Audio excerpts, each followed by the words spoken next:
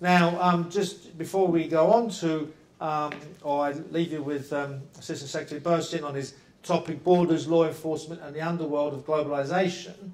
Of course, as many of us who are students of sociology and criminology, we can't help but encounter the impacts of globalization. We're all, to a certain extent, globalized citizens. And many of our students at John Jay are not just globalized citizens, they're transnational citizens or transnational residents between borders, and all that means in terms of culture and politics and social place. And so at the moment, with the Obama administration taking on or putting on the front burner immigration reform, which can't be avoided, obviously, because there's so many issues pertaining to that. We are such a transforming society, a society that is also transforming others as we intersect with Mexico in the south, Canada in the north, all the Caribbean countries further to the east.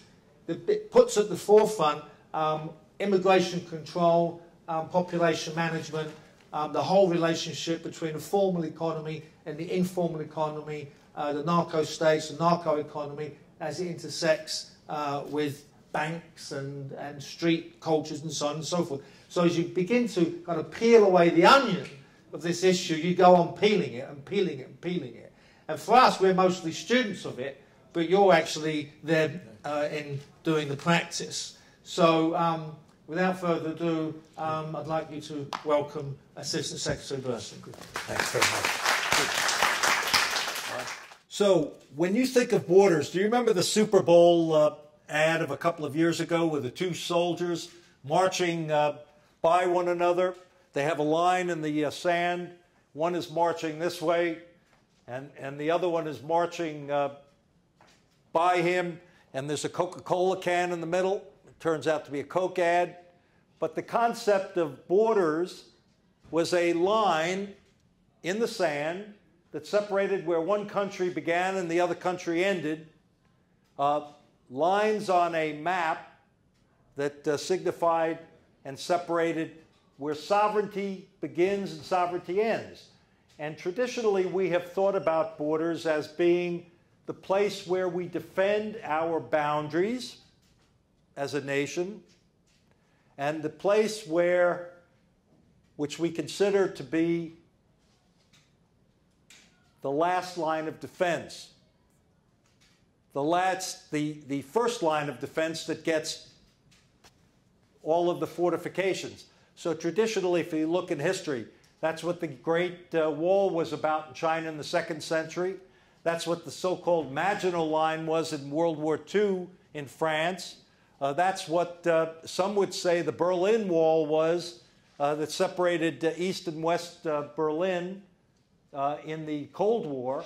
And some would say that the U.S. Southwest border fence from San Diego to Brownsville on the Gulf Coast is also this idea that you fortify borders, and that borders are lines in the sand or on a map that actually the place where you defend your sovereignty. And that's the way we've seen borders.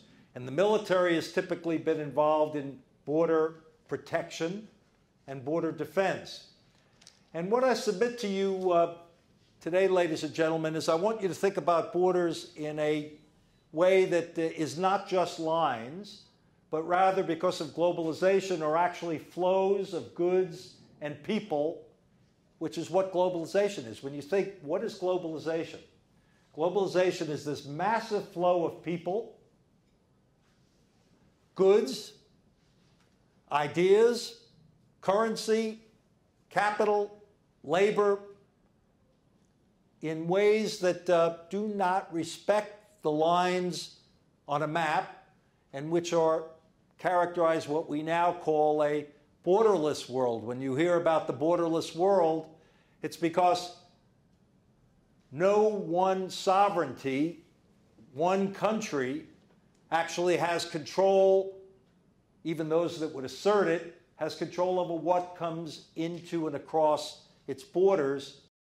The attack of 9/11 was the first time that the continental United States had been attacked since the British burned Washington during the War of 1812.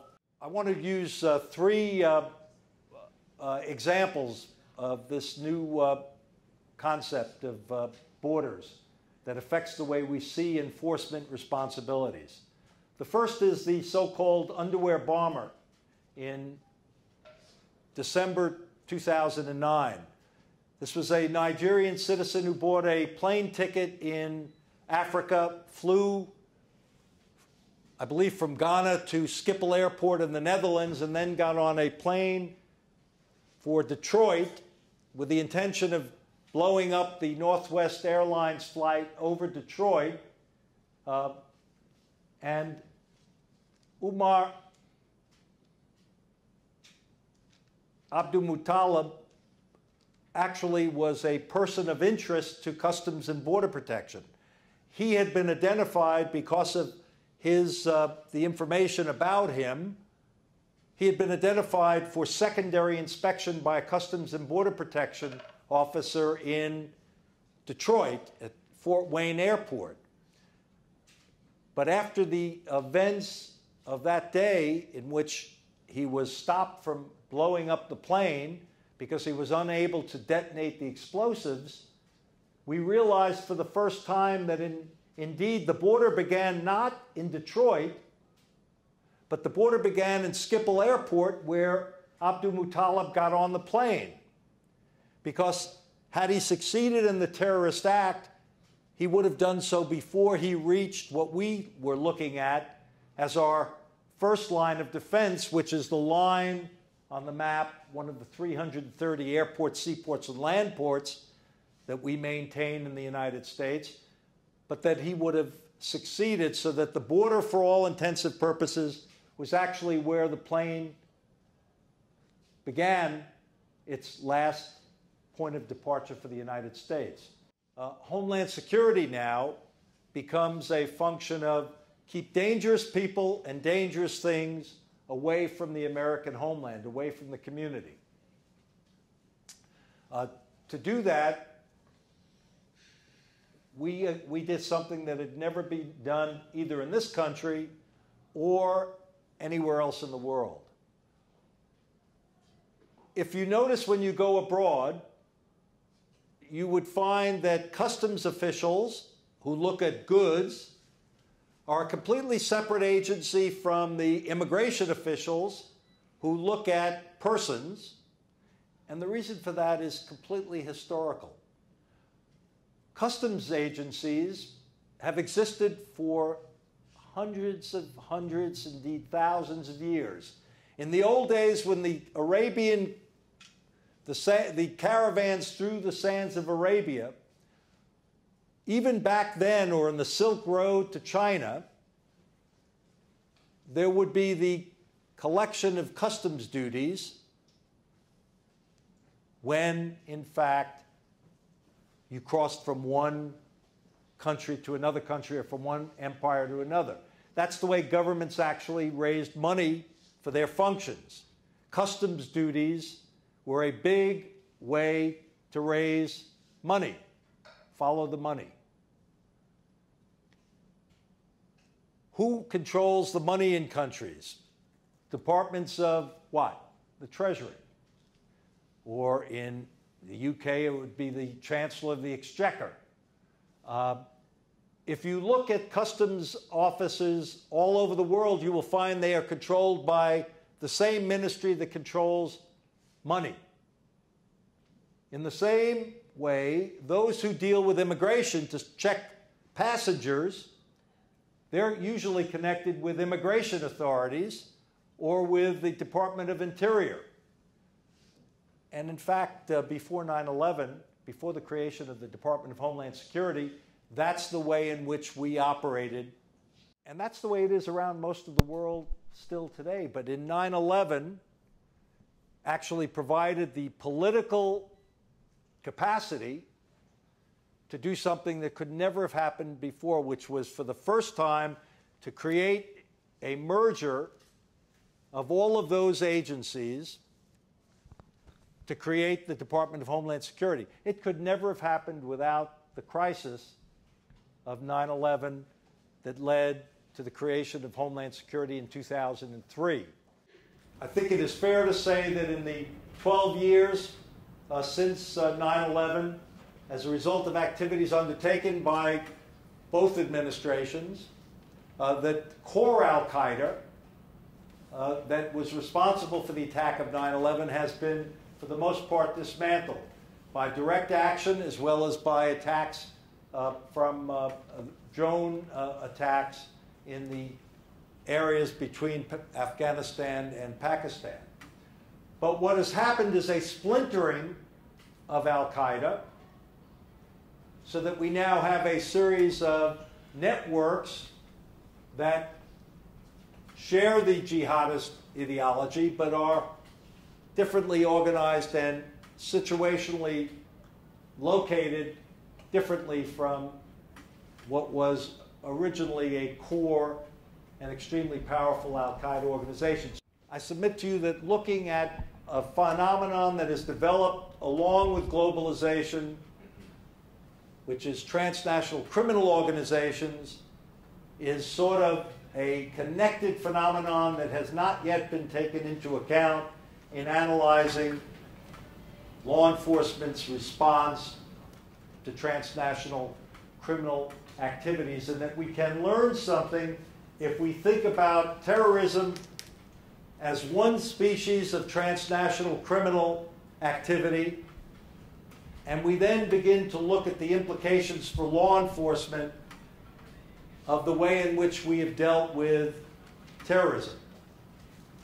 The criminal activity is actually conducted every bit on a multinational basis as legitimate activities for the distribution of goods and services around the world. The difference is it's underground. It's the underworld. But if you look at estimates of how much is engaged, you see that we don't have a very good idea, but the estimates are as high as $6.2 trillion, or 1/10 of the world's gross national product, or international product. Those academic authorities that have tried to estimate this, admittedly, and by their self-admission, are taking a stab in the dark, although there's a methodology, I'm sure. But it is a stab in the dark because all of these activities are conducted in the seams between nations, in the gaps between nations.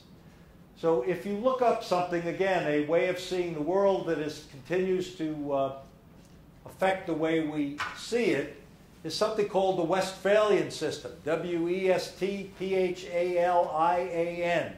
The Westphalian system is the organization of the world according to nation states, defined by those lines on a map and the lines in the sand separating one sovereignty from the next. It is the system of nation states that is called the Westphalian system. Transnational organized crime, there was a time when organized crime was conducted within individual countries. So you had the Cali cartel and the Medellin cartel in Colombia in the 80s. You have the Cosa Nostra in Italy for the last several centuries. You had the mafia in the United States. And although it had links to Italy, the rackets that sustained the American mafia were basically U.S. driven. If you look at organized crime today, you will see that it is transnational in crucial and important ways. The Sinaloa cartel, operating out of Mexico, is now present on 5 continents, with Chapo Guzman having created an organization with a reach such that the cocaine that is being produced in Colombia is being distributed by Mexican transnational criminal organizations in Australia for 10 times the price that it's being distributed now in the United States, where demand is actually down for cocaine by a factor of 30%. So the phenomenon of globalized international, transnational crime requires that we think about how we have organized our law enforcement to deal with it. Sun Tzu, the Chinese philosopher, had a great line about strategy without tactics is a slow march to victory. Tactics without strategy is the noise before defeat. One of the challenges that we have, I submit, that your generation will have to address is, what is the strategy that the Westphalian system of nation states will adopt to deal with the transnational criminal organizations that now operate in very much a borderless way? And that's what gives rise to changes in the way we've looked at the relationships between law enforcement and border management, for example. When Faisal Shahzad, remember the person who tried to blow up his car in Times Square, 2011. And it was an alert security guard that actually saw the car. Do you know how he was captured? He was captured because in the following way. He had bought the car from a lady in Connecticut, and he had done it with cash. He had done it with cash so that there would be no transaction record of the transaction. When the car was found in Times Square, there was nothing in there except they could track the car back to the woman from whom he had bought it from the week before. She could describe what Faisal Shahzad looked like, but didn't have anything with his name on it. But she did have, still in her phone, she had his cell phone number. So that when police authorities, in this case the FBI and HSI, ran that cell phone number, they actually picked up the cell phone number in a travel record that had been taken when he made a reservation to fly to Pakistan, which he had done because that's where he had come from and become a naturalized citizen. It was that cell phone number in the records of his reservation that was being maintained by the border agency that permitted the identification of Faisal Shahzad, so that we then knew his name, and he was then found at Kennedy Airport on an Emirati plane trying to leave the country, and was arrested by Customs and Border Protection officials who had his name on the manifest of the Emirati flight out. Look at the intersections between local law enforcement, border management, border law enforcement, and I submit to you, in a global world in which transnational criminals operate in the seams and move across the lines of borders and countries, the combination of border law enforcement and local law enforcement is going to have to grow exponentially.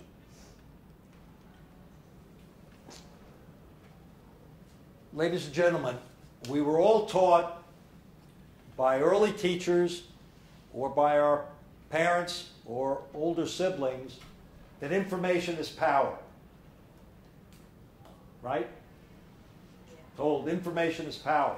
What's the lesson that we were taught? If information is power, what does that mean we should do with information? We should hoard it. We should keep it and control it because it's power. And if we keep it, and you want to get the information I have, I can actually extract something from you in exchange for getting the information.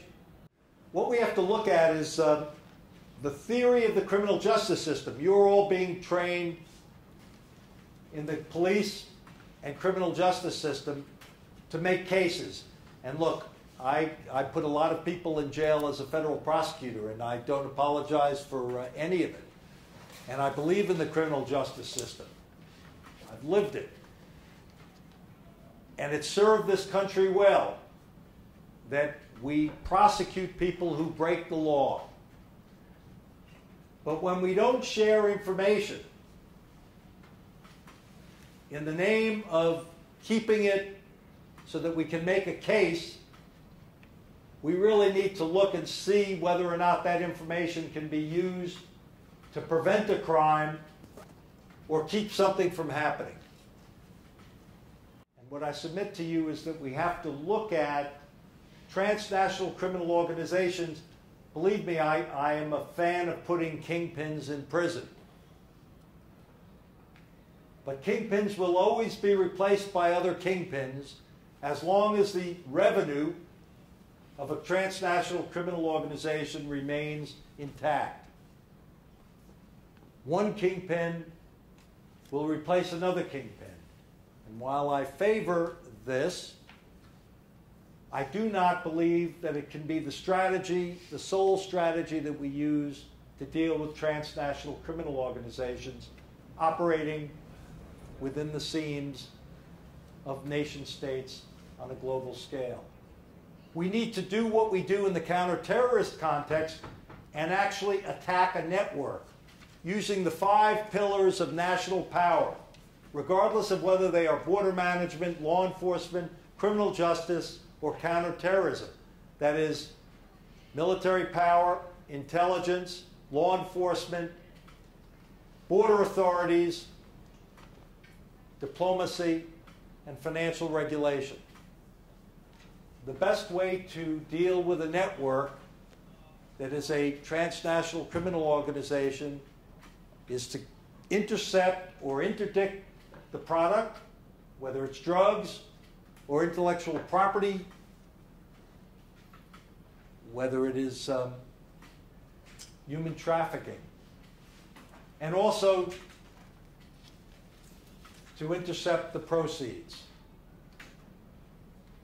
My older brother used to say, it's not the money, it's the principle, it's the money. If you want to erode a criminal organization, follow the money and take the money and convict the people who are handling the money along the way. This is the underworld of globalization. And even if you become a local police officer in Peoria, Illinois,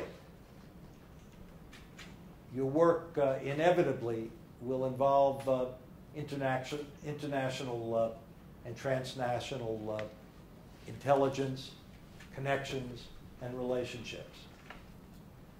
It's an exciting time and a challenging one. Study hard and always be prepared to change the way you see the world. Be sure that the paradigms that govern the way in which you see and the way in which you act are consistent with the facts. Just this past weekend, 60 Minutes had a segment that I thought was really useful, and I've been using it with my students this week, on counterintelligence policing. The strategy that was developed by a former Green Beret who had combat experience in Afghanistan. The idea chimes a lot with, to some extent, with what David Kennedy is doing with Operation Ceasefire. It's kind of trying to remove the border between the police and the community, to try to dispel a lot of the myths and misunderstandings that happen, and to basically realize that the community are your allies. And if the police want any legitimacy and they want people to come forward to actually cooperate, then they can't, they need to respond to the community and act with the community in a much different way. They can't proliferate this notion of our only function is to kick in your door and take your son away. I mean, that strikes me as a real kind of innovative idea. And there was quite a bit of talk about intelligence policing and figuring out who these networks are, and focusing on key individuals, and you can watch these networks of groups just kind of disappear or fragment. It's just a comment more than a question, but I think it's an interesting model. And clearly consistent with the notion of what I'm suggesting, which is not that the criminal justice model should be abandoned, but that it is the exclusive mechanism that we use within law enforcement to generate leads and to gather evidence. And what we do is we gather data and we permit our agents, we reward them to hoard it because we want them to create information that then becomes evidence, according to the rules of evidence, that can be introduced at a court of law that's good for the conviction of that particular criminal. What you're suggesting, and what I was endeavoring to suggest, is that data is much broader than this. And that we have to start creating incentives within our law enforcement agencies, as we did in the CT, in the counterterrorist mode, is to say that we reward people for providing information and sharing it in ways that permit us to actually attack the network, and also involve the citizenry. And this is not by, people say, well, you turn citizens into being spies on one another, and it looks like things that were done in totalitarian societies that we would not like to see. And that's not it at all. It's enlisting community help, because the community also wants to prevent this kind of act, and does so because it has confidence in law enforcement and has confidence that not everything is going to be used as a lead to put someone in jail. And you have to work out, in most law enforcement, I think certainly in the counterterrorist area, have begun to work out those rules every bit as much as the special operations people have done in the context of Afghanistan. Hi, good evening. Good evening. I just have a few questions. I'm not sure if you mentioned it before, but how much money would you say Homeland Security spends a year? If you can say. Just approximately $50 billion. $50 billion, wow. About a quarter of that is customs and border protection. Okay, what would you say the best quality of Homeland Security is? Best quality? Yes.